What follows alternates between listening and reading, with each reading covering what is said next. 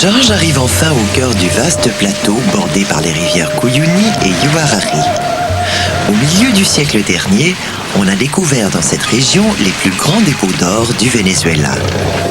Il en a résulté une véritable ruée vers l'or, qui se poursuit d'ailleurs encore aujourd'hui.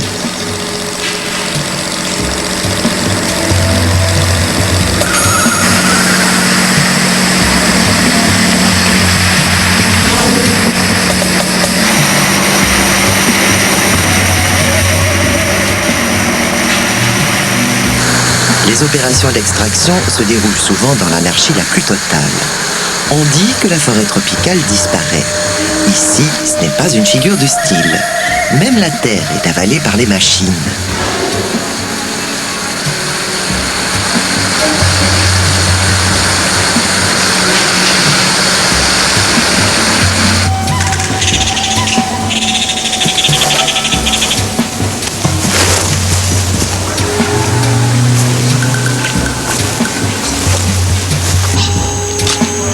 D'autres genres de chercheurs explorent ce matin les chemins miniers à la recherche de l'Eldorado.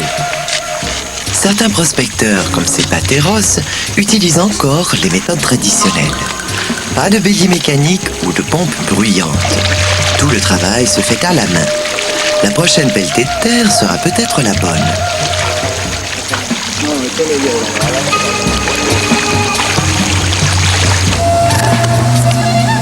Les entomologistes aussi fouillent parfois la terre ou les vieux troncs pourris à la recherche de trésors. La technique est vieille comme le monde. On creuse, on lave, on recreuse et quelquefois on trouve le bon filon.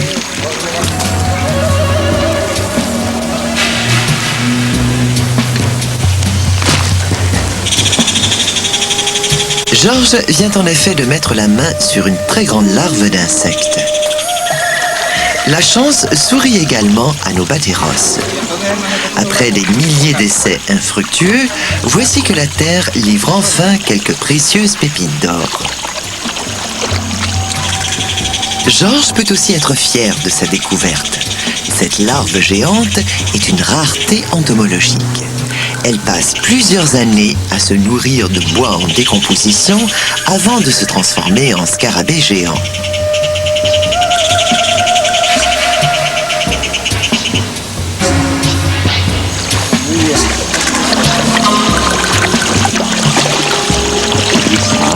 Esto está seguro, tiene bolsillo.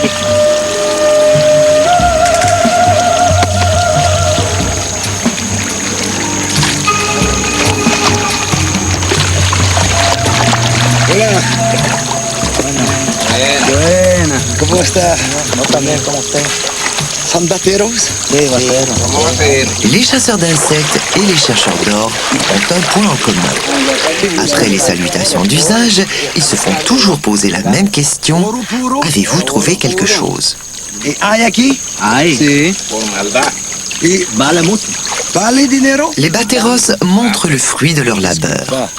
Disculpa, pero El Dorado vale más. El dorado. No, no vale. No. ¿No vale? Está loco, pero mira. Georges affirme le plus sérieusement du monde qu'il a trouvé tout près dans cette forêt quelque chose de beaucoup plus précieux que de l'or. Les Bateros ne sont pas convaincus. Qu'est-ce qui pourrait bien avoir plus de valeur que de l'or pur? Tengo aquí. ¿Me lo puede mostrar? Sí, pero vale mucho. No, Pero vale más que esto. Mucho más. Pero muestre para ver. Voy a demostrar mi dorado. Qué bueno, bueno.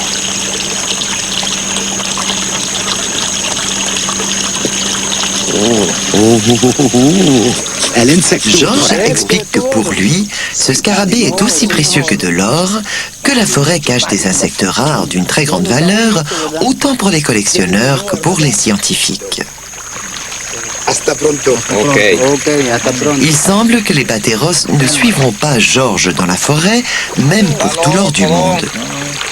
À chacun son Eldorado. La fièvre de l'or ne se guérit pas, non plus que la folie des insectes.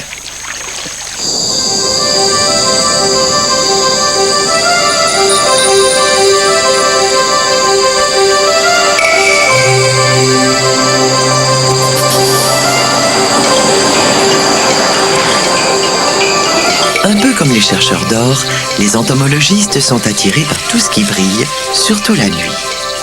Georges a repéré une mine d'or sise en pleine forêt et illuminée par de puissants projecteurs. Comme prévu, ce site se révèle un endroit exceptionnel pour une chasse de nuit. Une nuit de rêve pour un fou d'insectes. Georges a enfin trouvé son Eldorado. Georges Brossard a prononcé 1000 conférences, fondé de prestigieux insectariums et contribué aux collections de nombreuses institutions scientifiques. Ses confrères entomologistes l'ont même honoré en donnant son nom à une espèce de papillon. Mais la collection dont il est le plus fier est sûrement celle de toutes les personnes à qui il a donné la piqûre des insectes.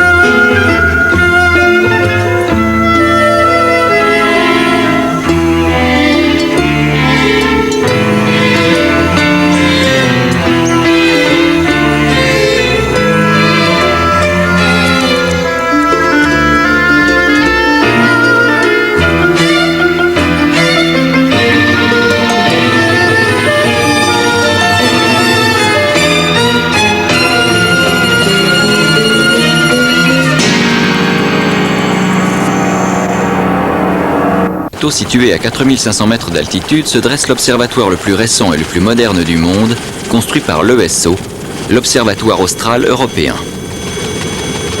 Les télescopes sont logés dans plusieurs tours séparées. Ils peuvent être interconnectés et forment alors une seule et immense lunette. L'air est clair, pas une lumière terrestre à des kilomètres à la ronde. Ici, la nuit, seules les étoiles brillent. C'est la raison pour laquelle les pays européens qui financent ce télescope en commun ne l'ont pas construit en Europe, mais dans l'hémisphère austral. Aucun œil humain ne regarde à travers ces immenses instruments. Ce sont des capteurs qui enregistrent les signaux venus de l'espace. Des ordinateurs transforment les colonnes de données produites en de magnifiques photos. Ces photos sont destinées au public, mais les scientifiques aussi en décorent volontiers leurs murs.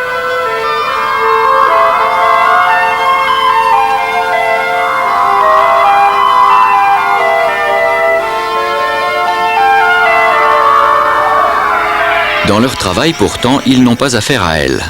Les astronomes d'aujourd'hui ne sont pas assis derrière une lunette, mais devant un écran d'ordinateur. Et quand ils transforment ces colonnes de chiffres en images, ce qui est peu fréquent, voici à quoi elles ressemblent. Une galaxie en forme d'ellipse, et en dessous une supernova ronde à la lisière de l'univers.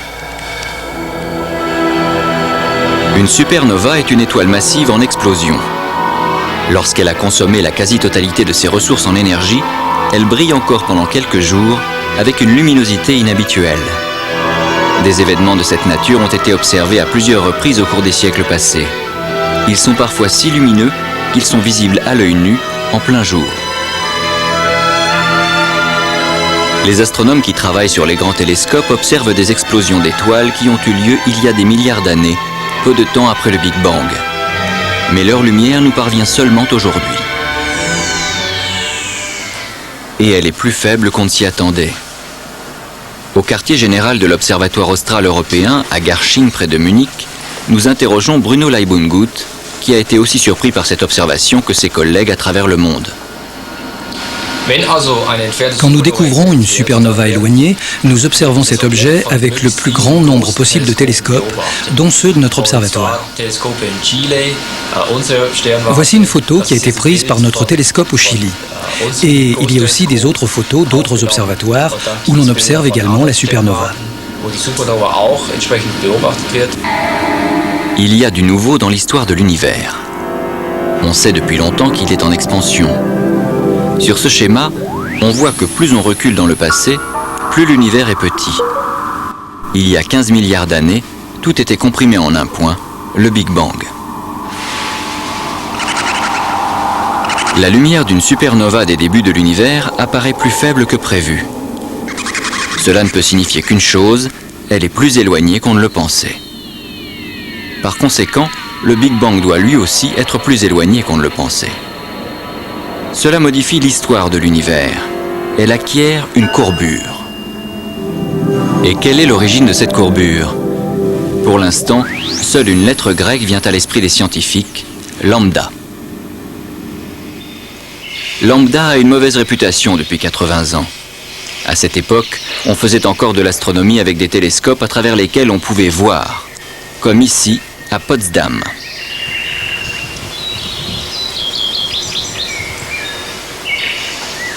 C'est dans cet environnement qu'est née la théorie de la relativité générale qui résumait l'espace et le temps en un espace-temps courbe.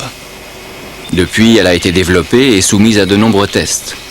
Aujourd'hui, plus aucun scientifique ne remet en cause ses bases, posées en son temps par Albert Einstein.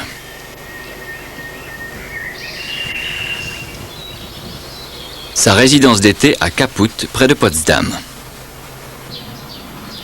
Nous avons trouvé ce tableau noir dans la cave.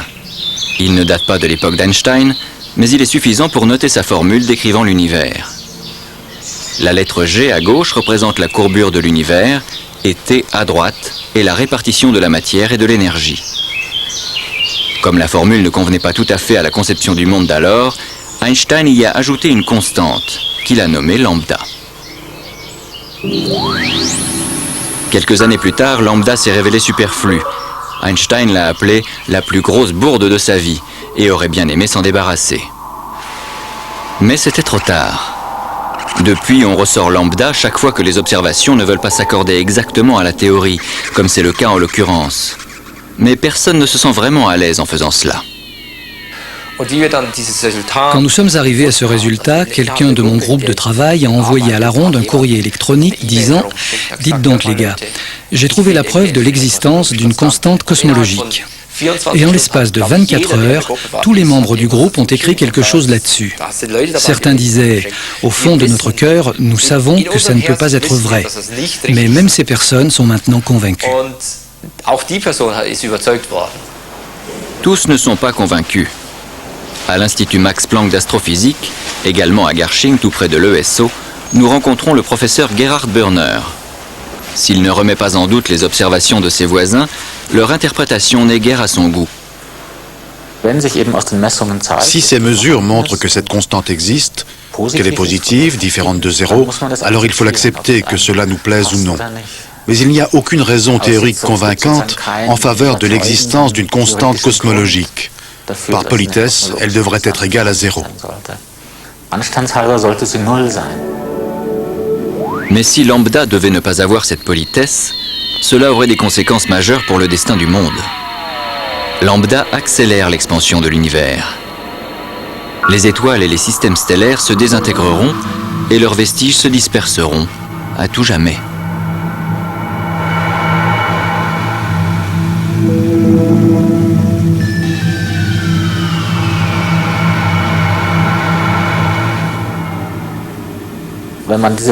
Si l'on accepte ce résultat de mesure, alors on accepte aussi une certaine représentation de la fin de notre monde, de notre cosmos. En effet, tout finira par s'éloigner de plus en plus dans un univers qui s'étendra de plus en plus à l'infini et qui disparaîtra dans une mort thermique. Car tandis que Yahvé veille sur la voie des justes, la voie des méchants mène à la perdition, est-il dit dans le premier psaume. Pendant des millénaires, énoncer de telles affirmations sur le début et la fin du monde était le privilège de la religion. Ce n'est que depuis quelques centaines d'années que la science libérée de la religion s'intéresse à la fin du monde. Balthasar Neumann a construit cette église à peu près à l'époque où est apparue la conception moderne du cosmos. Même l'architecture de l'église semble communiquer quelque chose de cet univers, toujours plus grand dans l'imagination des hommes. Les lignes élancées rompent la structure et le poids des murs. Au-dessus des piliers s'ouvre le plafond, offrant au regard un monde à la fois lointain et spirituellement proche. À la même époque apparaît la représentation scientifique de l'espace infini et des systèmes stellaires en rotation. Une divergence des conceptions du monde peut être seulement temporaire.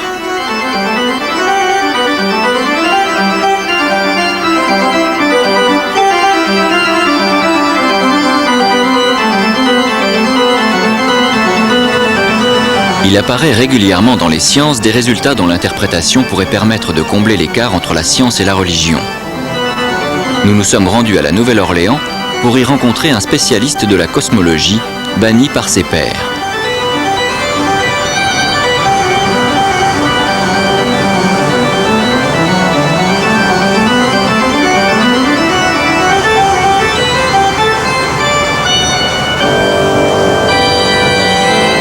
Les cimetières de la ville sont une attraction touristique.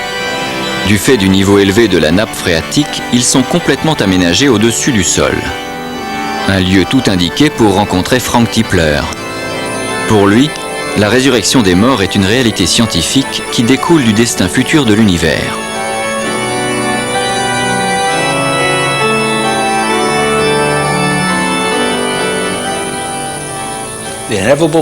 L'avenir inéluctable de l'humanité est de quitter cette planète, de se répandre dans l'univers entier et de contrôler son évolution ultime.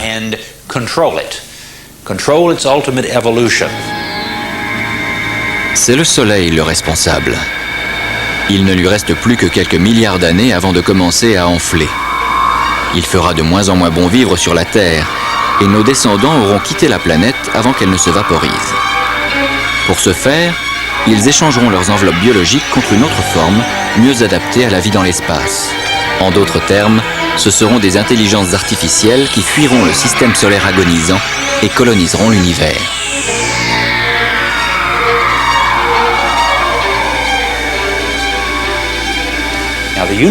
Les lois de la physique nous disent que l'univers est fermé. Il s'étendra jusqu'à sa taille maximale, puis se recontractera.